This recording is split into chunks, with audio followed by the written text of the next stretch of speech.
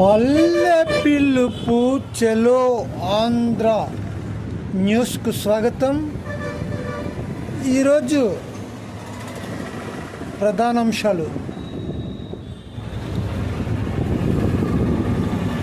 బ్రాహ్మణులు ఆర్థికముగా వెనుకబడి ఉన్నారని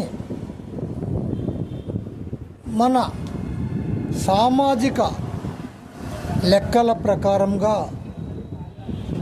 తెలియవస్తున్నది. అయితే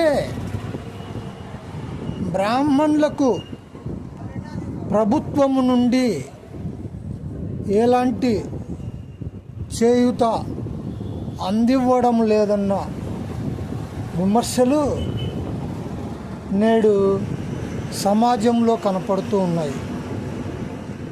వారికి విద్యా అవకాశాలు కానీ ఉపాధులు కానీ లేకుండా చేసినటువంటి వైనము మన సమాజంలో ప్రత్యక్షంగా కనపడుతుంది. అంతేకాకుండా వేద విద్య చదివినటువంటి బ్రాహ్మణులకు ఉద్యోగ అవకాశాలు కూడా లేకుండా చేసినటువంటి వైనము మన ఆంధ్రప్రదేశ్లో తేటతెల్లమవుతోంది. అంతేకాకుండా వారికి పరీక్షలు నిర్వహించి పురోహితులుగా నియమించాల్సినటువంటి ప్రభుత్వము ఎలాంటి చర్యలు చేపట్టకపోవడము చాలా బాధాకరమైనటువంటి విషయము.